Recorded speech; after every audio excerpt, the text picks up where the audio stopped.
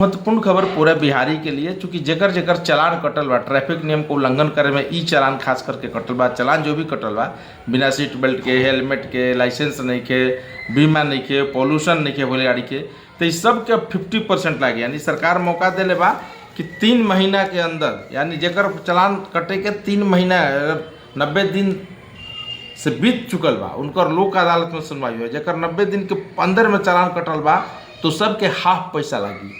तो जल्दी से जल्दी जमा करके एकरा के निपटारा कर सके। एक मुश्त जमा करे ई चालान 50% तक जुर्माना हुई माफ। यानी बिना सीट बेल्ट 1000 जुर्माना बा 500 लागी, बिना हेलमेट 1000 बा 500 लागी, लाइसेंस नहीं के 5000 बा 2500 लागी, बीमा नहीं के 2000 बा 1000 लागी। तो यानी 50% लागी। तो जल्दी से जल्दी अपन चालान भर के और समस्या का समाधान कर जाओ। चूँकि ट्रैफिक चालान में 2,67,000 मामले लंबित बा, तो सरकार चाहता कि राजस्व का वसूली भी हो जाए। अब 85% कम से कम पैसा आ जाए। नागरिक अपने ना भाई गलती से चालान कट गई बा, अब CCTV कैमरा लागल बा तो चालान कटिए जाता। मान लो कोई इमरजेंसी में निकल गई, बाल बच्चा के बैठे बैठे ले बा तो बच्चा के तक कैप्चर वो करत नहीं खे, तो सीधा देखा था कि हेलमेट नहीं किया तो बच्चा का भी चालान कट जाता। केहू के पत्नी के भी कट गई बा, केहू के मेडिकल इमरजेंसी में जाता ओकरो कट गई बा। चूँकि कैमरा तो जानत नहीं कि कौना हड़बड़ी में जा रहा बा, का परेशानी बढ़ुए, कोई गलत तरीका से यूटर्न लेलस उनको चालान कटल बा।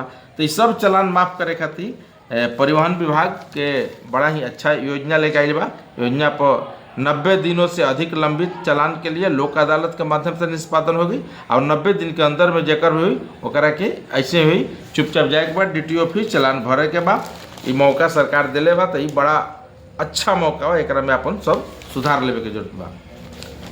पेपर वाला कार्यक्रम में और कौन सा रहा काम के खबर बा इहो जाने की जरूरत बा।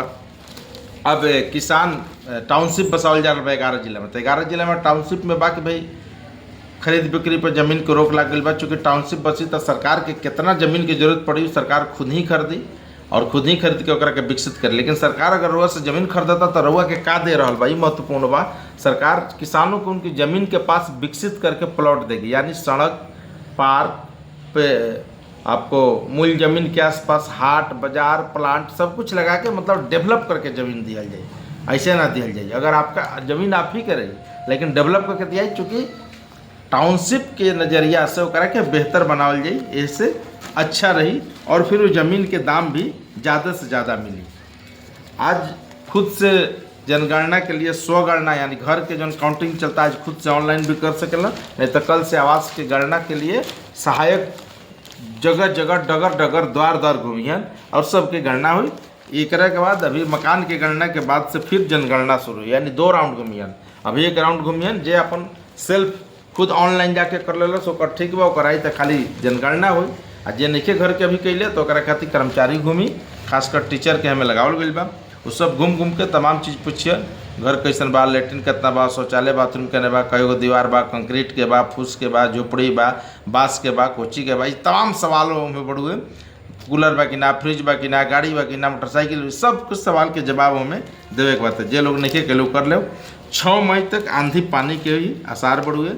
6 मई तक लगातार आंधी पानी आई।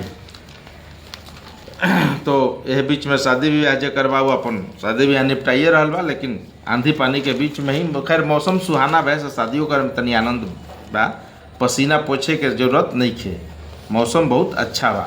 तो ये एगो महत्वपूर्ण खबर बढ़ुए।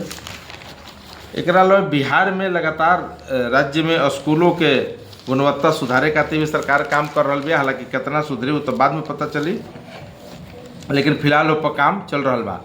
दूसरा खबर बा तीसरा कि राजस्व सेवा के जो अधिकारी बा ओकरा साथ सिक्का नील का हटा दिया बा प्रधान सचिव के। अब जय सिंह आगमन सचिव, जय सिंह सचिव तुरंत जो हड़ताली कर्मचारी बान इतना दिन से जो 60 दिन से अधिक हड़ताल पर रहलन, ये सब के मांग के लगभग मान लिहल गई बा। हालांकि आश्वासन दिल गई बा, पूरा भी लिखित में लिखे आई और बोल बा कि भाई आपको DCR का पद दिया जाएगा कि नहीं दिया जाएगा, एक पर भी विचार विमर्श हुई। सरकार विभाग अपना स्तर पर समीक्षा करी और बाकी जितना दिन निलंबन के प्रक्रिया रहे, जितना केस फौजदारी भइल रहे, इस सब के छुट्टी में काउंट करके उनकर वेतन मिली और सबके जितना के सस्पेंड कर रहे सबके निलंबन मुक्त कर ले सरकार।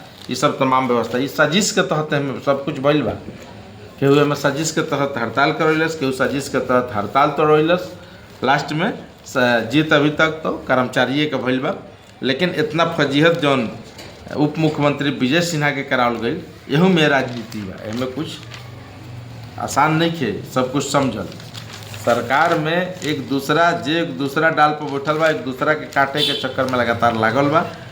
तो ये सब महत्वपूर्ण रूप से ये खबर बा।